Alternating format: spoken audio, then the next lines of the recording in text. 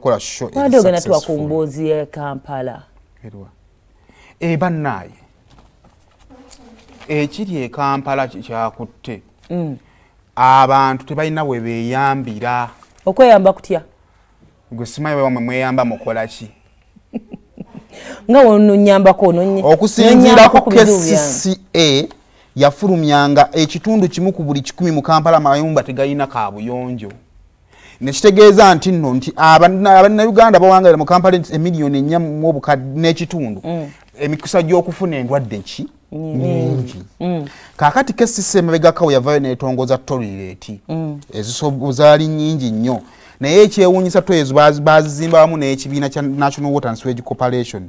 Naye ekisinga okwenyamiza toyezo ezimu teziggulwanga. Ozaali toya 45. Teziggulwangawo. Akati munnaye ekiri Kampala wano bw'ogenda mu bifo ewatali toya bakunyumiza emboozi. Waliwo gwe bagenze ekaawo ku Jinja Road awo ku Senale Park. Wano ku Senale Park?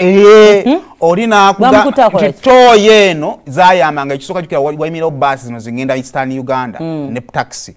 Ng'oli afuluma nga alibi ne yeesoga toya. Ababeera mu Senale Park bennyini n'abatambuze n'ababooda toya yaggalwa.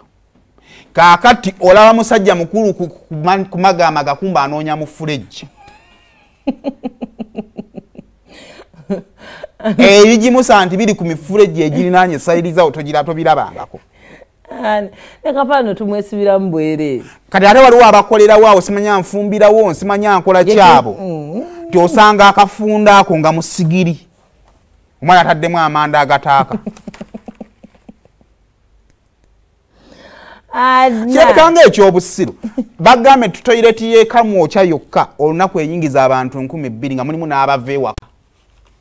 Nga mama asiibula abaana nikamala ovaako mu kibuga. Nasooka genda omuntu. Oba abantu tebakyeyamba tebalya. Omanyi ne munnaye muyinza okuloweerawo nga mulowooza munantu beeyamba. Tetukyalina kye tulya. Nyeyambe ki? Ate nze baabingamba nti mu ghetto akaveera kava mu ggulu. Kagwa ku mutwe nga kabuguma. So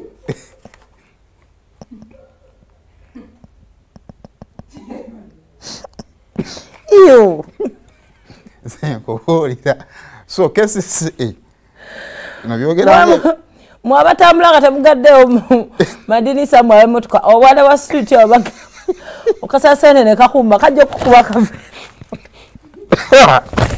nayo ofa ofa sesonyuwa abo bwana bwekyawadda kakutolera kupa. Oh my God. Nkubuulira. So bane nga tuvudde mu byaki ebirala byonna musolo biga yaliramu naye ekintu ekikulu baye tugenda kuddamu tulwale kye bayita kolera ne Ebola obulwadde obuva wekusiza ku bukyafu so mpe ku feefo oyo katono.